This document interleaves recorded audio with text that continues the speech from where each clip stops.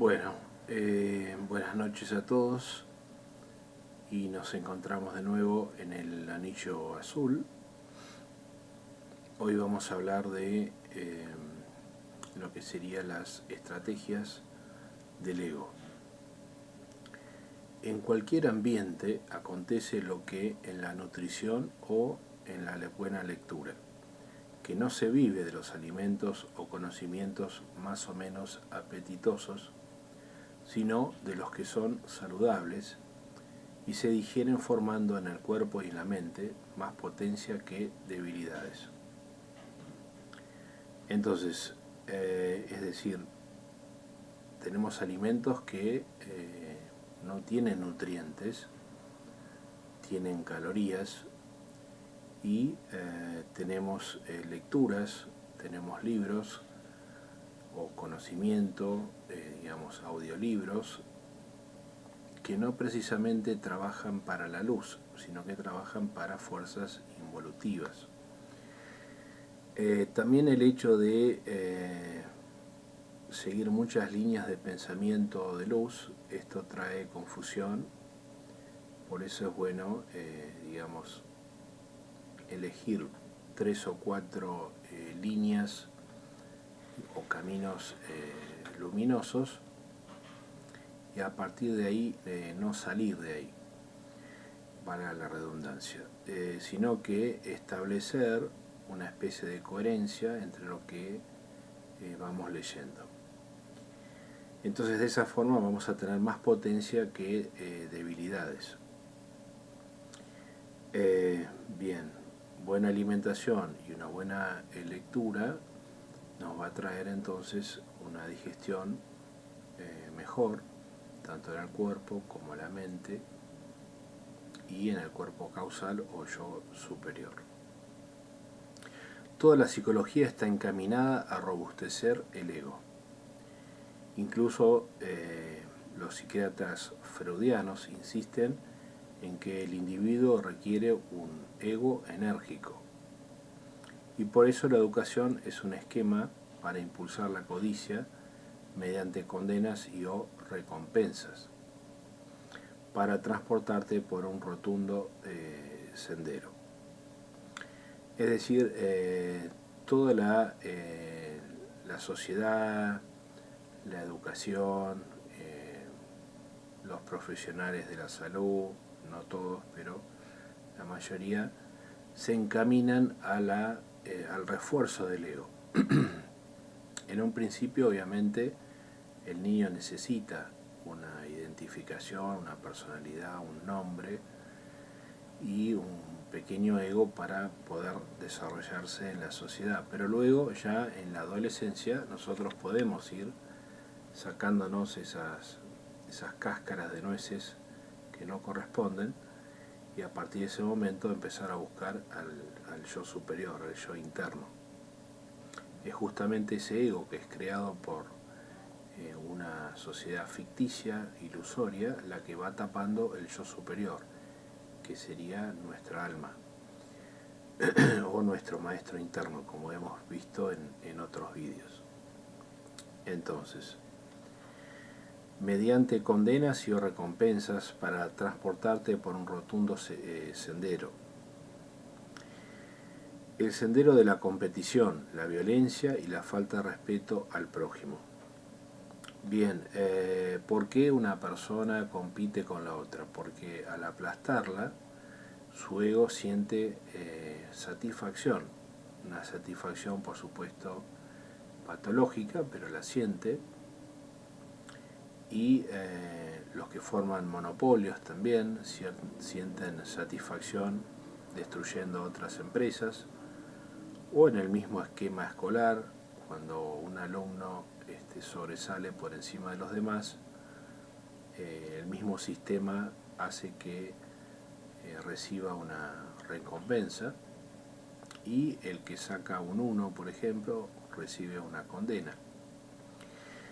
Bueno, ya hemos hablado que hay 7 tipos de inteligencia y tratar de catalogar a todos a través de un solo esquema educativo es algo bastante peligroso y bastante equivocado.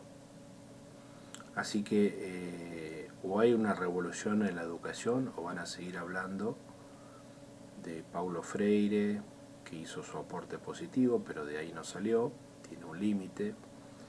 Van a seguir hablando de Goleman, la inteligencia emocional. Van a seguir hablando de neurociencias, que tiene un límite. Bueno, todo esto en algún momento van a tener que buscar un conocimiento que está fuera de la mente. Porque dentro de la mente lo único que hace el ser humano es poner vocablos distintos, palabritas nuevas, pero siempre estamos en la misma calecita dando vueltas y no hay ningún cambio. Solo hemos cambiado las palabras, la forma de decir las cosas, pero son siempre las mismas palabras. Entonces, mientras exista esta educación que es incorrecta, una educación que nos lleva a una competencia feroz y a la falta de respeto por el prójimo, entonces siempre va a ser reflejo de una sociedad violenta. Y las guerras son un reflejo de la violencia interna del ser humano. Es decir, la manifestación externa, que es la guerra, es un reflejo directo de la guerra interna, la violencia y la angustia acumuladas en cada ser humano. Bien, el sendero de la competición, la violencia y la falta de respeto al prójimo. Tus progenitores anhelan en demasía de ti desde el inicio. O sea, ahí nace un bebé y hay ya una expectativa de cómo tiene que ser ese bebé. Incluso hay algún desubicado que dice va a ser un gran ingeniero, o va a ser un gran médico, o será un gran carpintero. Recién nació, ni siquiera abrió los ojos y ya lo quieren condicionar. Bien, cuando nace un bebé lo primero que hay que hacer es luces bajas, no hay que hacer ruidos. Es una personita que recién salió de un medio líquido, de un líquido amniótico, y pasó a un medio gaseoso, el cual debe acostumbrar toda su mente, su ser, y además su sistema nervioso no está desarrollado. Ya dijimos que en el hombre se termina de desarrollar a los 20 años, y en las mujeres a los 17 años aproximadamente. Bien, entonces tus progenitores anhelan en demasía desde ti desde el inicio. Pueden pensar que les ha nacido un futuro presidente o ministro, o que su hija será Miss Mundo en breve tiempo. Bueno, ahí empiezan las presiones, ¿no? A medida que va ganando años el niño o la niña, va sintiendo cada vez más presiones de cómo debería ser, de cómo debería pensar, cómo debería sentir, cómo debería vestir, qué es lo que debe hacer, qué es lo que no debe hacer. En fin, van moldeando a un ser que nace totalmente, incondicionado y pasa a todo un programa de condiciones que sí o sí la sociedad le va a ir instalando gradualmente. Entonces, pueden pensar que les ha nacido un futuro presidente o ministro. Estos son para los padres que tienen un gran ego, un gran orgullo. Van a empezar a presionar a ese bebé, que luego va a ser un nene y que luego va a tener 6 años y que luego va a ser un adolescente, pero va a ser un ser fustigado por los anhelos ajenos. Por eso se dice que de la familia vienen las mayores patologías, porque existen las mayores presiones. De la genética no podemos escapar,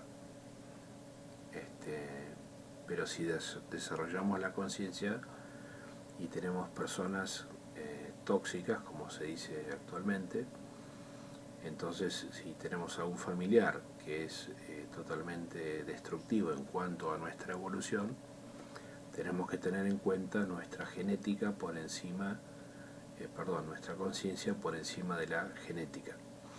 Es decir, si tenemos que guardar distancia de un familiar porque tiene actitudes destructivas o nos quiere moldear o nos está sacando la libertad, entonces debemos actuar guardando distancia sin odio, pero guardando precaución.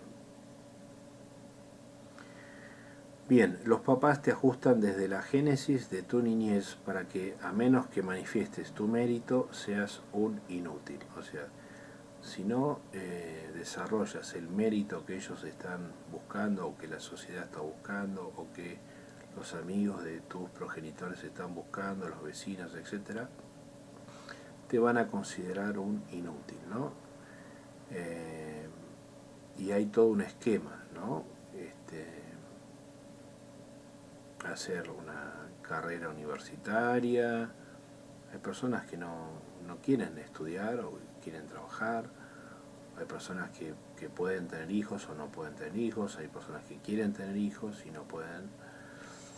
Y así sucesivamente. Hay personas que tienen hijos y los maltratan. Hay personas que tienen hijos y los tratan bien. Tenemos de todo. Pero lo importante es que cada uno elija lo que quiere hacer y no que sea moldeado desde el exterior. Al hombre campechano natural se le considera un don nadie. O sea, si uno no va adquiriendo ese ego, esa importancia, ese estatus que la sociedad va exigiendo, a la persona que es sencilla, campechana, natural, espontánea, se la va considerando un don nadie. El por qué es esto así nos lleva a analizar qué significa una pregunta. La correcta pregunta es la que manifiesta dos tipologías.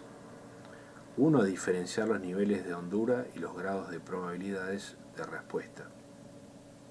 Entonces, vamos a repetir. La correcta pregunta es la que manifiesta dos tipologías. Una, diferenciar los niveles de hondura y los grados de probabilidades de respuesta, porque cada respuesta puede tener un nivel distinto de profundidad. Dos, proponer nuevas preguntas de similar o diferente nivel de abstracción. Entonces, cuando uno responde y cuando esa respuesta, digamos, es enérgica, tiene alguna virtud, entonces se puede transformar en un catalizador de nuevas preguntas. Y esas preguntas pueden, digamos, generar respuestas que son abstractas. No solo está el pensamiento concreto, el pensamiento lógico, sino también el pensamiento abstracto, el pensamiento intuitivo. Una virtuosa respuesta es la que practica dos requisitos. Uno, responder a más de una buena pregunta a la vez. Y dos, invitar a una nueva buena pregunta. O sea, una virtuosa respuesta va a generar una cadena de nuevas preguntas. En realidad, la persona que está muy apegada a la lógica y hace preguntas espirituales desde la lógica, bueno, eso no tiene fin, es digamos, un cuestionamiento interminable, ¿no? Una pregunta genera 10 preguntas, esas 10 preguntas generan 1000, esas 1000 generan 10.000 y así sucesivamente, y de ahí nace la filosofía que sirve para las mentes que tienen tiempo para hacer eso y que en realidad en el fondo del camino del filósofo, del mal filósofo, no hay nada. Porque la verdad se encuentra por fuera del pensamiento, cuando uno trasciende el pensamiento de las masas, y no cuando uno va creando términos o terminologías y va creando filosofías o teologías. Eso no tiene buen puerto. No lo ha tenido nunca, ni lo tiene, ni lo va a tener. Entonces, una virtuosa respuesta es la que practica dos requisitos. Uno, responder a más de una buena pregunta a la vez. Y dos, invitar a una nueva buena pregunta.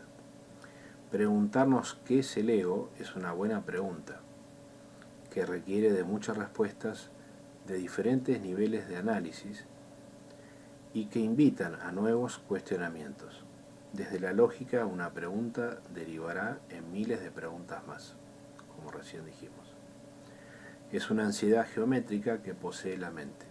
desde la fe simplemente se observa el problema y se lo transpone, se lo transmuta. O sea, la persona que se maneja de manera intuitiva no necesita hacer muchas preguntas. Si tiene un maestro al lado, simplemente se sienta al lado del maestro y en silencio comparte su ser con el ser del maestro. Va habiendo una transferencia de, digamos, de espiritualidad y no una transferencia de conocimientos. Pero esto estamos hablando ya de niveles más altos y de los verdaderos buscadores de la verdad. Porque mucha gente que entra en el camino piensa que es un esfuerzo y luego ya estamos iluminados. No, desde la muerte del ego al nuevo hombre, que nace digamos, nace o se redescubre, mejor dicho, el yo superior, ese transcurso, ese proceso de la muerte del ego, del condicionamiento al encuentro del yo superior y pasar a una nueva octava de luz, dura aproximadamente un promedio de 20 años. Entonces durante esos 20 años vamos a estar mal de salud, vamos a tener bastantes problemas, todo el mundo en contra y nadie nos va a entender, pero desde el punto de vista intuitivo vamos bien. Cuando los demás dicen pobrecito, significa que vamos muy bien. Ese es el camino, ¿no? Dejar que el ego se, digamos, desvanezca y permitir que el yo superior empiece a actuar en nosotros. Este proceso tiene, ya se sabe, a nivel esotérico y en todas las escuelas herméticas, que es un periodo que abarca un promedio de 20 años. Un promedio significa que puede ser más de 20 o a veces puede ser un poquito menos de 20 años. En esos 20 años se reacomoda la mente en la no mente, la lógica se acopla a la intuición y desde esa nueva luz, desde esa nueva óptica y desde ese nuevo circuito de percepción, desde ese desarrollo de la meditación, se empieza a ver las cosas de una manera distinta. Cuando el ego explota, todas las tonterías del orgullo caen, todas esas ansiedades de querer ser una persona importante o querer ser incluso un gran maestro a nivel espiritual y todas esas tonterías, todas esas tonteras caen porque cuando el ego se desvanece uno pierde el deseo, todo deseo que viene del ego se va. Entonces por eso muchos individuos no pueden entender a una persona que ha trascendido las masas porque no está ni ahí con todos los deseos que tiene el yo inferior, o también llamado ego. El yo superior es cuando el ego se desvaneció y ha ganado luz, y entonces a partir de ahí todos los impulsos que tenía el inconsciente y el consciente de la mente ordinaria se desvanecen y empieza con otro tipo de mirada, otro tipo de actuación, que es una conducta desinteresada, y lo único que quiere realizar esa persona es el compartir sin buscar nada a cambio. En vez el ego es comercial, el ego es marketinero, el ego da porque quiere recibir, el ego da porque quiere alguna ventaja, el ego pregunta porque está buscando, digamos, algún beneficio. Pero bueno, esto es un proceso y hasta que no aparezca el yo superior tomando control sobre el yo inferior, sobre el ego, esto se produce de esta manera. Entonces desde la fe simplemente se observa el problema y se lo transpone, se lo transmuta. Pero desde la lógica una pregunta derivará en miles de preguntas más. El ego, cuanto más ego tiene una persona, más preguntas va a tener y menos fe va a sentir. Entonces va a querer saber mucho de muchos temas, va a querer leer todos los libros disponibles y lo único que está haciendo es alimentando el intelecto y también nutriendo un ego muy sutil en el cual tarde o temprano se va a sentir enredado en su intelectualidad, y esto va a provocar un bloqueo en su espiritualidad. Y si empieza a llamar o querer llamar la atención por el nivel de conocimiento que tiene, esto es en detrimento del desarrollo espiritual. Así que hay que tener mucho autocontrol y saber para dónde uno va.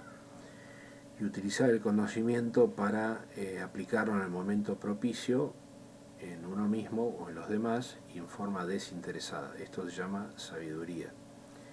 En vez de impartir conocimiento cuando no es el momento, cuando no hay una indicación intuitiva, esto se llama ego y está en contra del plan superior, está en contra del proyecto universal del Creador.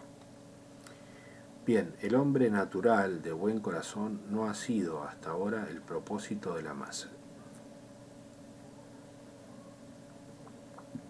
No, la masa va a querer que vos tengas muchos títulos, que tú tengas muchos máster. Si es una mujer, tiene que ser 90, 60, 90. Tiene que tener perfume francés, el más caro. Y si trabaja, tiene que ser una super máquina, sin errores. El hombre lo mismo, ¿no es cierto? Tiene que ser un proveedor máximo. Tiene que tener un super auto. Y así en adelante, ¿no? Y cuanto más cosas materiales o cuanto más logros superficiales tenga, más será venerado su ego. No tiene nada de malo ser ingeniero o ser médico o ser carpintero, etc.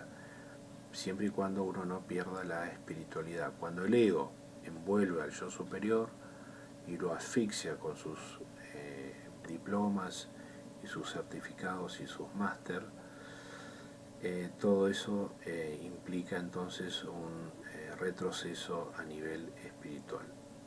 Pero el hombre sabio, si quiere estudiar cosas de la tierra sin dejar de lado la sabiduría y uniendo las dos en un punto, entonces ahí vamos a tener armonía entre la lógica y la intuición. Esta es la forma de moverse, ¿no? Estar en el mundo sin ser del mundo. Me adapto a la tercera dimensión, pero no me olvido de la cuarta. Y la cuarta dimensión es la observación desde mi yo superior hacia el ego.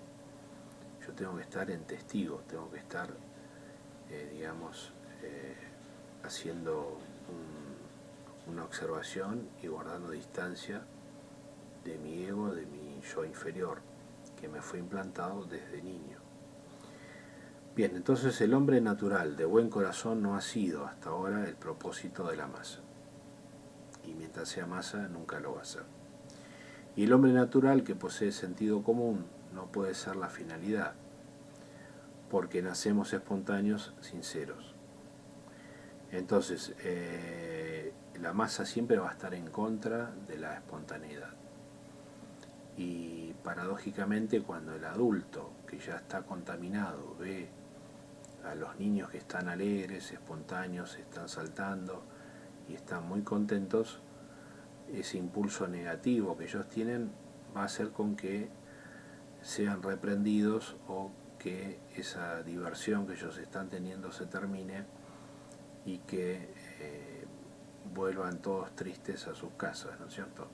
Esto ocurre en la mayoría de los adultos, que tiene la mente no expansiva y que no tolera que un niño sea alegre, lo ve mejor cuando está triste. Incluso en los Estados Unidos se da muchos antidepresivos a los niños y en otros países del mundo también. Esto es porque el adulto no ha madurado, no ha evolucionado y en el inconsciente o en el subconsciente no tolera la felicidad ajena, ya sea un niño, un adolescente o u otro adulto. Bien, por eso estamos hablando de que el 3% de la población es la que tiene alma y el 97% tiene una llama. Esto tiene que ser entendido en forma cabal, porque si nosotros nos relacionamos con cualquier persona sin hacer una observación aguda, lo que vamos a lograr es mancharnos nuestra aura, nuestro campo magnético, y vamos a hacer un retroceso en nuestro plan evolutivo.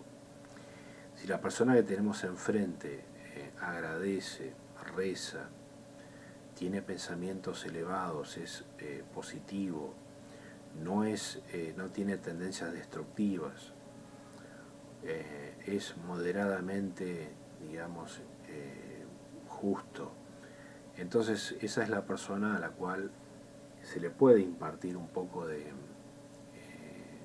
digamos, de sabiduría, de ciencia sutil, se le puede dar un libro, etcétera, y tenerle bastante paciencia. Pero a las personas que ya vienen con una tendencia materialista, con una tendencia de competir, con un ego tonto, un ego inflado, bueno, se le puede dar un libro, se le puede dar algunas frases para dejarlo pensando, pero si esa persona no reacciona, considero que luego de algún tiempo hay que soltarle la mano, porque nos está haciendo perder tiempo y nos está haciendo perder energía. Esto, como ya lo hemos visto, es como una nave que tiene que ir al espacio, y si esa nave tiene mucho lastre, mucho peso, no va a poder subir con la velocidad que se necesita, ni va a poder hacer la trayectoria que debería hacer. Bien, el hombre natural de buen corazón no ha sido hasta ahora el propósito de la masa. A la masa no le interesa si uno tiene un buen corazón.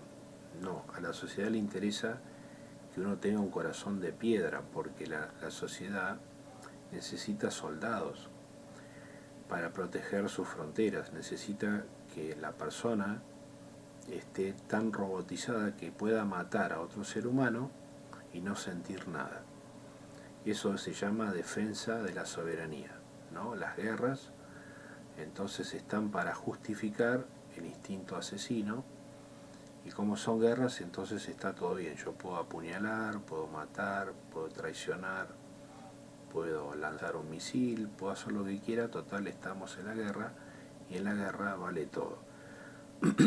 Pero detrás de eso hay una tendencia inconsciente del ser humano a autodestruirse o a destruir al prójimo. Y esta tendencia se revierte cuando el código genético que uno tiene también es alterado o transformado a través del mindfulness o la meditación. Todos nosotros tenemos un ADN que proviene de los animales prehistóricos. Un prontozoario o un dinosaurio, todos esos animales tenían el ADN, y es el mismo componente genético del ser humano actual. Entonces, cuando vamos meditando, lo que se produce es un cambio a nivel genético, pero en el cuerpo etérico, ¿no? Entonces es un código genético etérico, es un CGE, se llama. Entonces, siglas CGE, el código código genético de los dinosaurios se transforma en el código etérico, ¿sí? Que se llama código genético etérico. Es decir, no es detectado por la ciencia actual.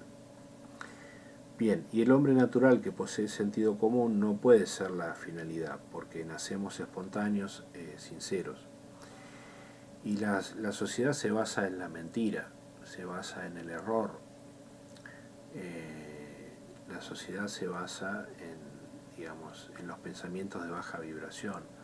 Por eso a nadie o a pocas personas les interesa la sinceridad. Al contrario, los buenos negocios se realizan con poca sinceridad y con estrategias. A esto lo llaman mercadotecnia o marketing. Bueno, luego la sociedad va introduciéndole la mentira al niño. Todo niño es sencillo, como un vaso de leche recién ordeñada, fresca y llena de nutrientes. Entonces vamos a repetir esto porque es importante.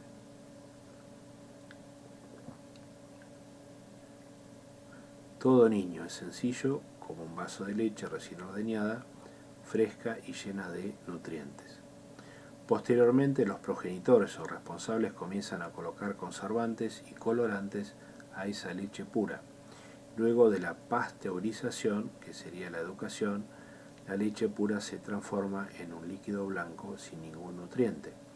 El individuo se transforma en un ser ritualista y triste, siempre hace lo mismo y siempre está vacío por dentro. Bueno, entonces vamos a repetirlo porque este paralelismo es interesante. Toda criatura, cuando nace y va creciendo, es sencilla, natural, está en contacto con la naturaleza, todavía no se artificializó con la materia, tiene contacto con los animales, con las plantas, los árboles, un contacto mucho más intenso que el adulto. Entonces ese niño que es sencillo, como un vaso de leche recién ordeñada, fresca y llena de nutrientes, posteriormente los progenitores o los responsables comienzan a colocar conservantes y colorantes a esa leche pura y luego de la pasteurización, que sería la educación, la leche pura se transforma en un líquido blanco sin ningún nutriente. El individuo se transforma en un ser ritualista y triste, siempre hace lo mismo y siempre está vacío por dentro.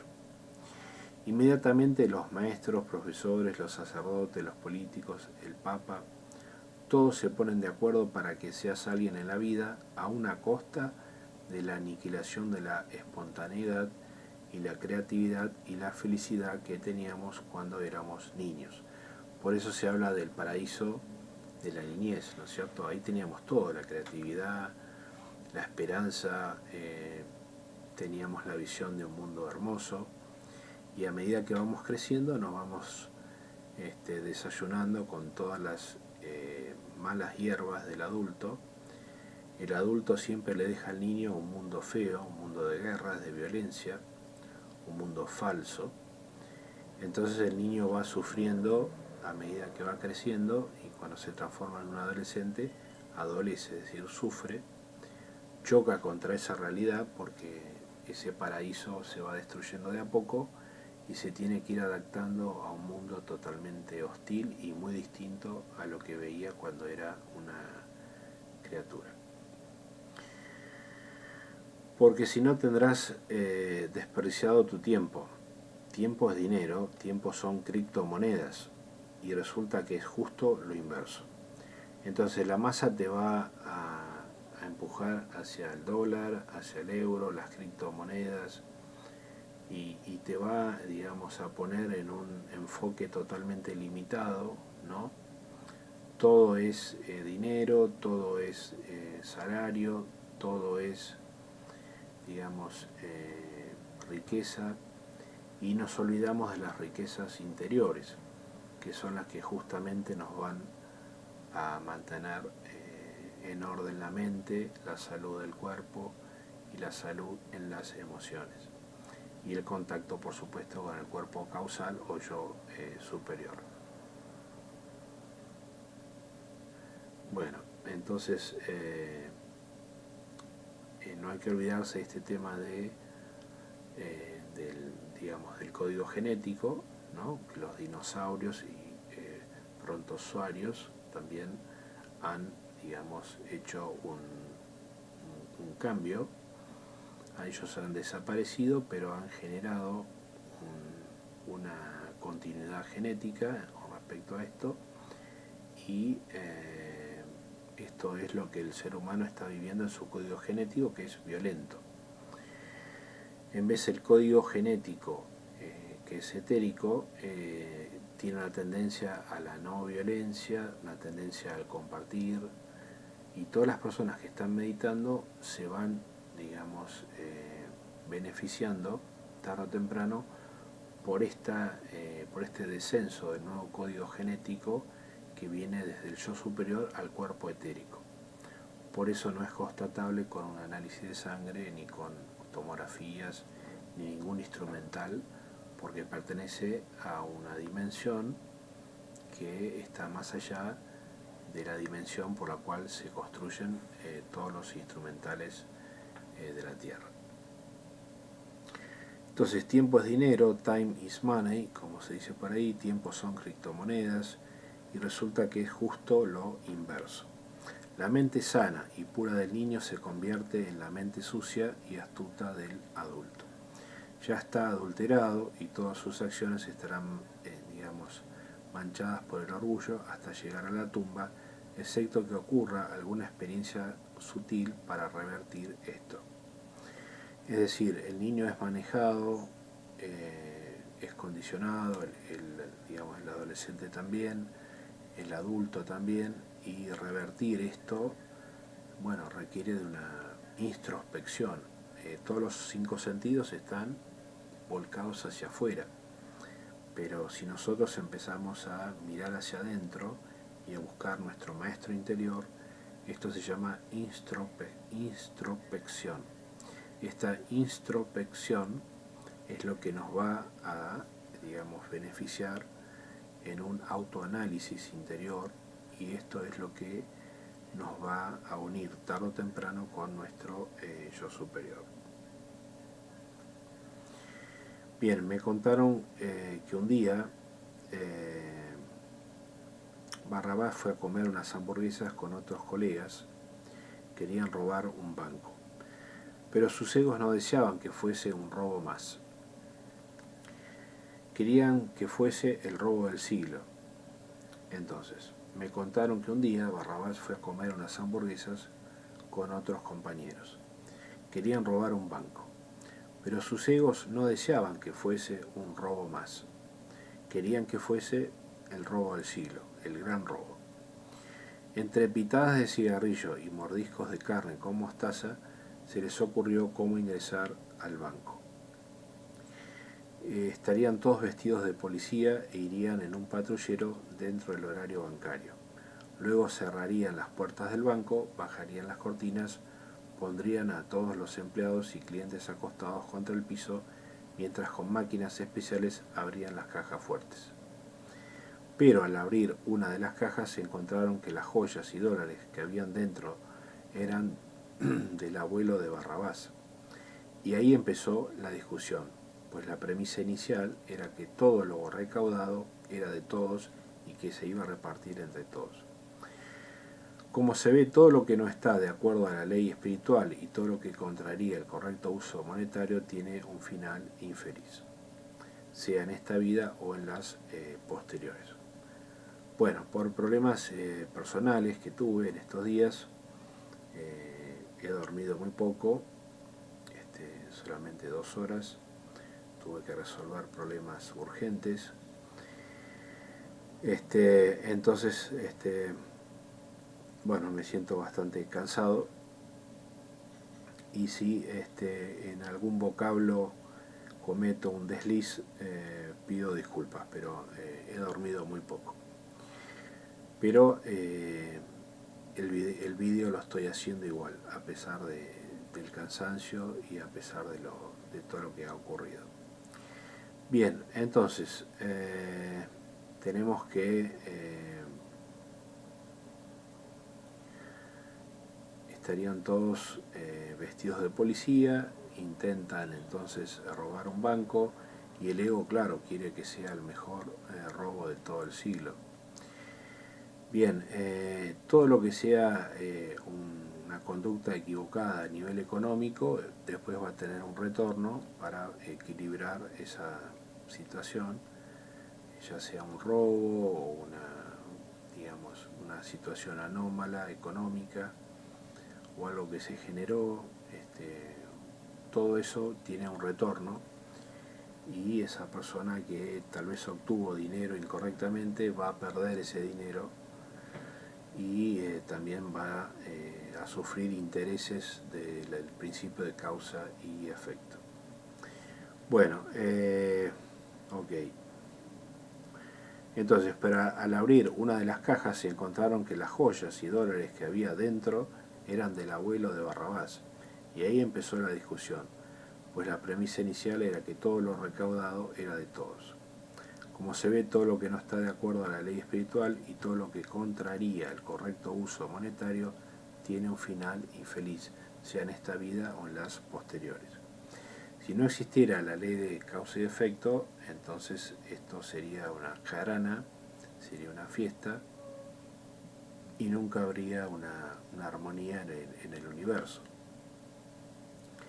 Así que cuando vienen las pruebas, que ya las vimos, las pruebas espirituales, es justamente para retomar la armonía a través de purificaciones que por lo general vienen por enfermedades o situaciones incómodas. Bien.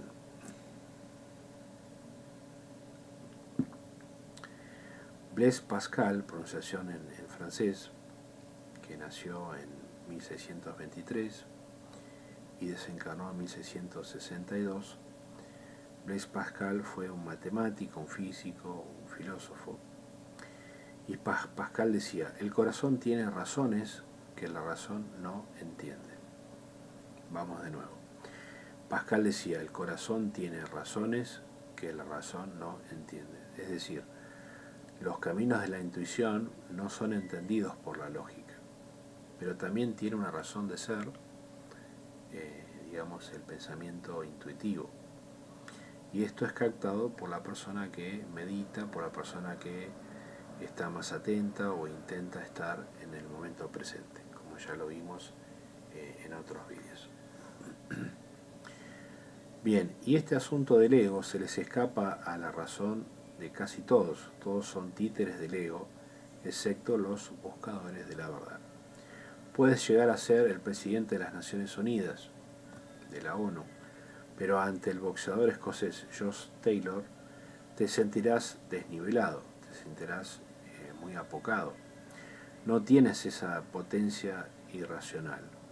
Si Josh Taylor le da un buen ascendente vertical o gancho a Joe Biden, lo entierra en el suelo. Puedes llegar a ser presidente de un país, pero ante un Jorge Luis Borges parecerás un enanito de Blancanieves, no un presidente, sino un enano del bosque. La vida es muy extensa. Entonces, es absurdo dilatarse en todos los viajes del ego y ser el mejor en todo. Es totalmente insostenible, no se puede ser el mejor en cada actividad, no. Por eso existe la especialización. Y además, esto es un viaje del ego, pues yo me puedo especializar en algo desde la lógica, pero sin dejar de lado el mundo espiritual, las virtudes y los valores. El ego es el que causa dolor, sufrimiento, pues trabaja en sentido contrario al patrón. Trabaja en contra del creador y el creador tiene todas las de ganar. Es solo una cuestión de tiempo. En la gran empresa, que es el universo, el ego es la tuerca suelta del gran motor. Entonces, en la gran empresa, que es el universo, el ego es la tuerca suelta del gran motor. Es el anillo que se mueve en sentido contrario de los demás anillos de un astro. Es decir, el ego es un antiprograma del proyecto universal. Y a mayor ego, mayor desobediencia al plan divino. Por lo tanto, va a tener una respuesta de principio de causa y efecto de mayor potencia. Bien. La existencia puede concebirse como una múltiple y permanente alta resolución de dificultades.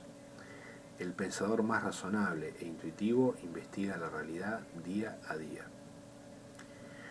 Pero esta cualidad de examinar y sentir no supone necesariamente una ejecutividad aguda. En algunas circunstancias no es necesario que indague en sentido exacto, porque los propios acontecimientos externos e internos van a pulir su percepción. Entonces, a veces ocurren cosas y esos sucesos nos hacen encender las luces y estamos más perceptivos. Entonces, el condicionamiento externo puede influir en nuestra percepción interna. Por ciertas tendencias egoístas hay muchas personas que desean que sigas angustiado, desorientado e infeliz. No aspiran a que seas saludable y te sientas satisfecho, porque ser saludable y satisfecho representa una herida inadmisible para esos egos avejentados e infelices. Por eso se dice que lo mejor es una sonrisa. Cuando uno está, triste por algo, por algún grave problema que suele suceder, o cuando uno está, con ganas de reírse a carcajadas, lo mejor es controlar esos opuestos y mantener una sonrisa, porque la carcajada nos va a traer fuerzas involutivas. Hay gente que no tolera la felicidad ajena, y si nos manifestamos tristes por algo, entonces también vamos a recibir fuerzas involutivas y nos van a dar todo tipo de recomendaciones o remedios, etc.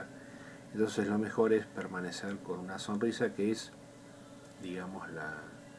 la conjunción exacta de la risa y la tristeza.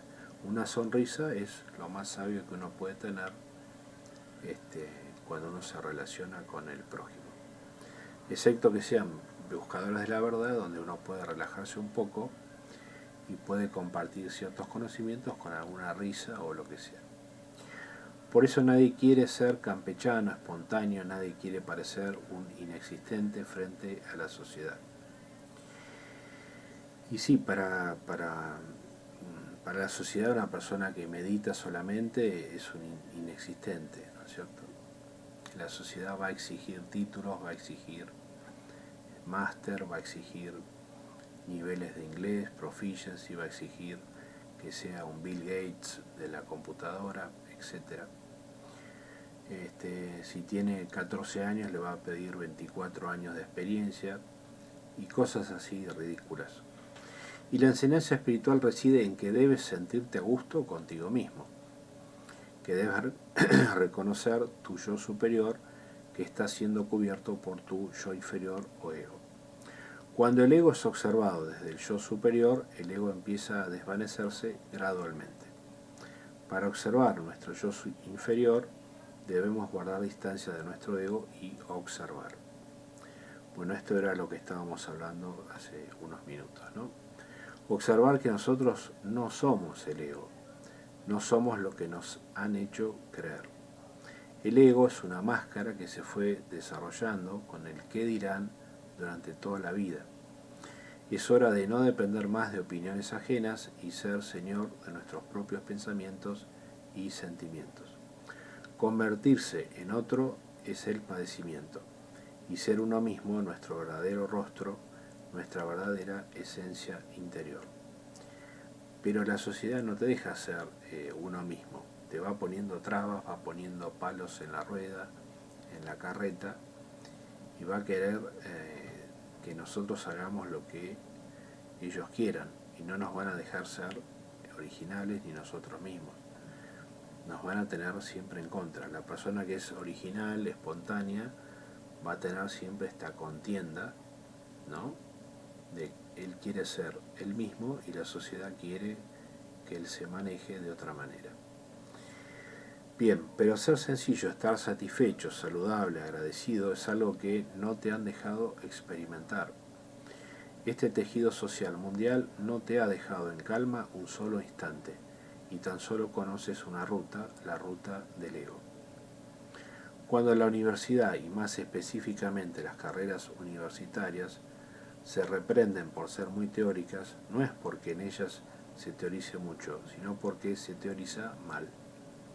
No hay comunicación didáctica. A mi entender, una teoría es mala cuando no puede relacionarse con la práctica. Si seguimos con los conocimientos adquiridos, continuaremos siendo condicionados con la teoría. Pero si ponemos en práctica la oración y el recuerdo de sí mismo, la teoría deja de ser relevante, las filosofías empiezan a caer, pues frente a la práctica y a la experiencia de un momento espiritual, no hay mejor didáctica que esta. Una teoría sobre didáctica es desvirtuada. incorrecta, inconexa, mala o simplemente no es teoría, desde el momento que se contrapone o se entiende a sí misma como emancipación de la práctica. Sí, si la teoría se emancipa de la práctica, o sea, no va de la mano de la práctica, esa teoría no nos sirve, porque justamente la meditación es práctica pura. Por supuesto que hay una base de conocimiento, una base de sabia, y a partir de esa base uno empieza a unirse con la práctica, pero teoría solamente o leer muchos libros sin practicarlos, eso no es experiencia espiritual. Cuando una persona dice yo creo en Dios o yo no creo en Dios, son simplemente opuestos de la misma mente. Pero cuando una persona dice yo estoy en Dios, es porque lo ha experimentado, porque ha visto la luz o porque ha tenido alguna experiencia sutil que no le dejó ninguna duda. Entonces ya no es una cuestión de pensamiento, sino que es una cuestión de experiencia. Una teoría sobre didáctica es desvirtuada, incorrecta, inconexa, mala o simplemente no es teoría desde el momento que se contrapone o se entiende a sí misma con emancipación de la práctica. Por supuesto, entonces la teoría siempre tiene que estar unida a la práctica, no puede independizarse de la misma. La meditación no es una teoría donde se puede argumentar, es una práctica, una experiencia, como estábamos diciendo. Y la didáctica para llegar al mindfulness es una actitud humilde y perceptiva frente a algo nuevo para la mente común. El ego es justo el antónimo de tu verdadera alma. El ego no eres tú, sino la trampa organizada por la sociedad para que te distraigas. El ego es un distractor profesional. Lo voy a repetir porque es importante. El ego es un distractor profesional que no te permite ser tú mismo y debes cumplir las expectativas de todos los demás. Esto termina muy mal, pues no se puede conformar a todos, y menos desde un comportamiento contrario a la tendencia natural, a la inocencia y a la creatividad. El ego no te hará preguntas sobre la verdad.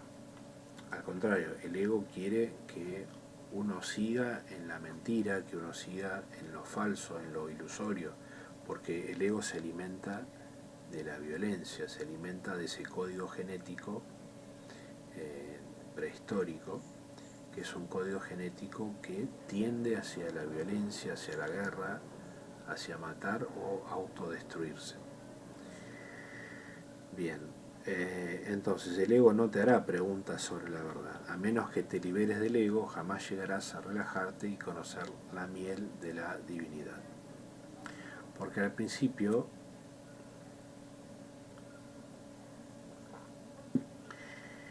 el camino puede ser muy amargo, pero muy áspero, con muchas pruebas muy pesadas, pero luego se encuentra esa miel de la divinidad.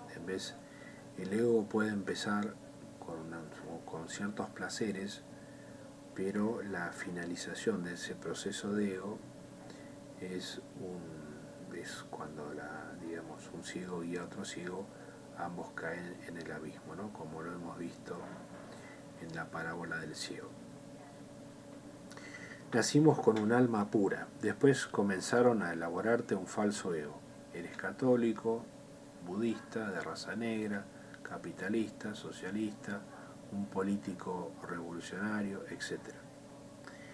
Establecen una falsa imagen de quién eres.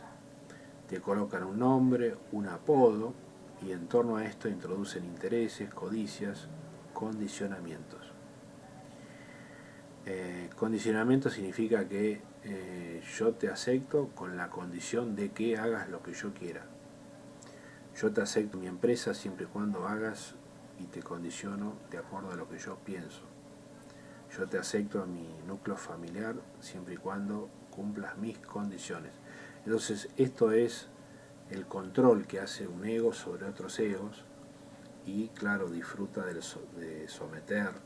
El sometimiento el control, las restricciones, todo esto forma parte del menú, ¿no?, que tiene el ego, ¿no? Y el ego tiene una entrada, un plato principal, y el postre es bastante amargo. Bien, y gradualmente intervienen sobre el ego en la escuela, en el colegio, en la universidad, en la misa, en las tendencias políticas, sociales, etc. O sea, el ego es abarcativo, holístico. A cualquier parte del planeta donde vayamos vamos a encontrar personas con ego. Y para encontrar una persona sin ego que quiera entablar una conversación para encontrar la verdad, esto es muy difícil, porque lo que intenta el ego es mantener la razón independientemente de buscar la verdad en una conversación o en una búsqueda de conocimientos. Cada uno, digamos, resguarda su postura, no interesándole en absoluto la búsqueda de la verdad. Entonces, personas que quieran dialogar sin ego, sí las vamos a encontrar, pero se llaman los buscadores de la verdad, como diría el maestro George Ivanovich Gurdjieff. Cuando terminas la universidad has oxidado por completo la puerta a tu yo superior. Y sí, cuando uno toma conciencia de cómo está bloqueado el yo superior, el maestro interno, hay que hacer un gran esfuerzo, hay que sacar esa puerta oxidada y poner una puerta nueva para que gire correctamente. Es decir, hay que hacer todo un trabajo contrario, ¿no? Todo lo que hemos aprendido lo tenemos que desaprender. Todo lo que ha sido programado sobre nosotros tiene que ser desprogramado, y así sucesivamente. Bueno, además de este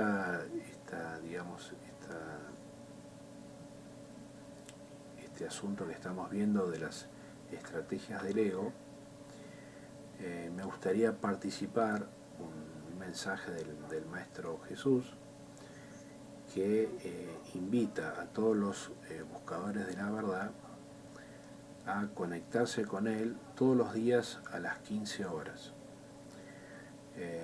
No se me ha dicho el por qué, simplemente calculo yo que es una cuestión de confianza y obediencia, ¿no? Entonces, conectarse con el Maestro Jesús, ¿cómo me conecto? Bueno, puedo hacer un Padre Nuestro sobre otra persona que esté necesitando ayuda y que lo merezca, o un Padre Nuestro sobre mí mismo. Luego de hacer ese Padre Nuestro, hago 6 Padre Nuestros más, es decir, completamos una serie de 7, y esperamos al día siguiente para completar la octava, es decir, al día siguiente a las 15 horas nuevamente nos conectamos con el Maestro Jesús a través de la oración. Bien, esto es una prueba, supongo, de obediencia y de confianza. Si uno pregunta por qué hay que conectarse a las 15 horas a través de una oración con el Maestro Jesús, esto viene del ego, de la lógica. Pero desde la intuición y desde el verdadero buscador de la verdad, simplemente uno se conecta a las 15 horas a través de la oración con el Maestro Jesús y se terminó el cuestionamiento. Punto y aparte. Así que los que quieran conectarse con el Maestro Jesús y quieran, digamos, estar a las 15 horas, no importa si hay diferentes usos horarios en todo el planeta, a las 15 horas en donde cada uno esté, esto está claro, ¿no?